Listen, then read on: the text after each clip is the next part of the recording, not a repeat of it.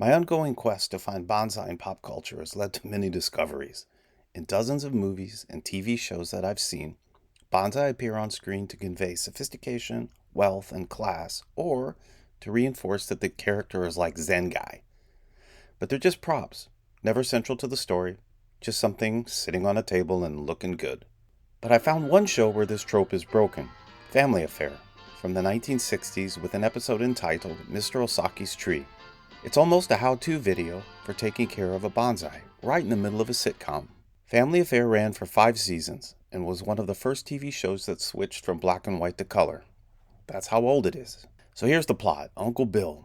He's a successful engineer and New York socialite, and he has a really cool modernist Manhattan condo. And he's so successful that he even has an English butler named Mr. French. Things change for Bill when he adopts his brother's 3 children from Indiana after a fatal car crash. This turn of events severely cramps Bill's New York City playboy lifestyle, but he eventually falls in love with these kids, and from what I'm told, who wouldn't?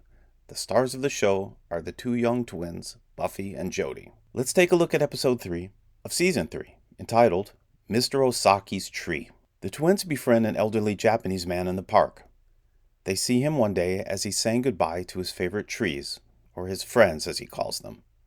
Mr. Osaki tells them that he is soon returning to Japan to see his favorite childhood tree in bloom before he dies, and invites them to his house for a goodbye lunch. At the lunch, Mr. Osaki gives the children a bonsai tree. It is called bonsai, and it is as old as I am old.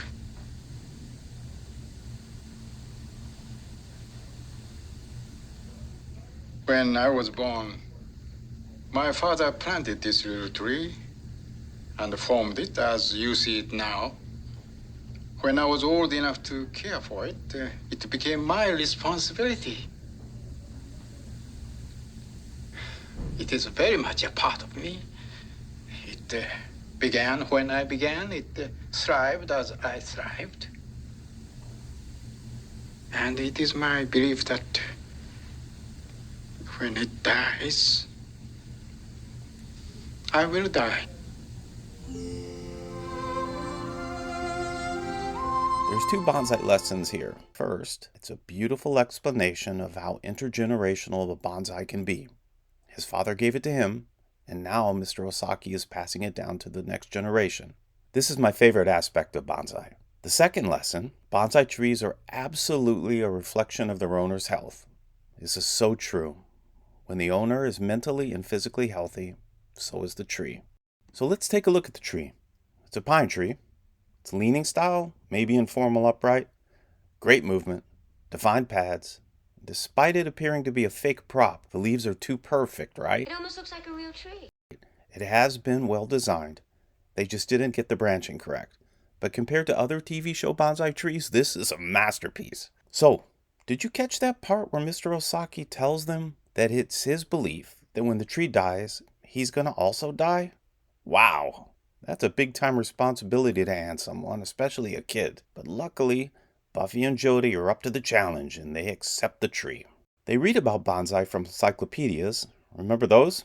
And select a place that gets morning light. So lesson number 3 here, morning light is usually preferred, and choosing the light is an important part of deciding where to put your tree. Yeah, the tree's inside, which is a big no-no.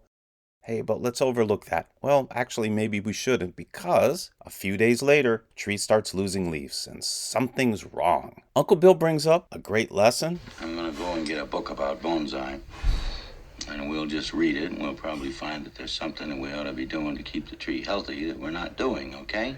Gotta do research. Bonsai requires knowledge. Soon, Buffy and Jody put pots on the balcony to collect rainwater for the tree. Lesson number 4, bonsai prefer rainwater. Well, they could have just put the tree outside, but hey, at least we're learning here, right? And they also learn an important lesson right here. Wow, they're making their own fertilizer from seafood. That's next level bonsai. Nowadays, you can buy gallons of fish fertilizer, but this is so cool. Still, the tree's declining. Uncle Bill doesn't think there's any hope left, as does the rest of the family, but Jody still believes. He's just got to keep this thing alive for a few more days. The next scene has him aerating the soil with a fork to help the roots breathe and drainage. Lesson number 6, and that's a great lesson. The kids are also making plans to get volcanic rocks to use as soil to help with the bonsai roots. Lesson 7. The kids know more about bonsai than most people that have a bonsai tree at this point. Still, aside from Jody, everyone's convinced this bonsai tree is dead, and Uncle Bill heads to the kids' room to put an end to this nonsense. He declares the tree dead and wants it tossed. Jody asks for more time, and Uncle Bill gives him until Monday. Monday arrives, and thanks to Jody's love and dedication, the bonsai tree is shooting out new buds. Patience. You've got to have a ton of patience with bonsai. They evolve at their own pace. Well, looks like happiness is a healthy bonsai. Beautifully put. That should be on a shirt. In the episode's final scene, Jody receives a letter from Japan. And inside is a photo of Mr. Osaki with his flowering plum tree. He made it. So how about that? 8 great bonsai lessons and 1 bad one if you count them having it as a houseplant. This would have been the equivalent of a top-notch YouTube how-to video in 1968. So this was such a nice surprise for me. If you want to watch this video, I found it on Tubi TV. I guess that's how you pronounce it. Thanks for watching, guys, and I will see you soon. Bye.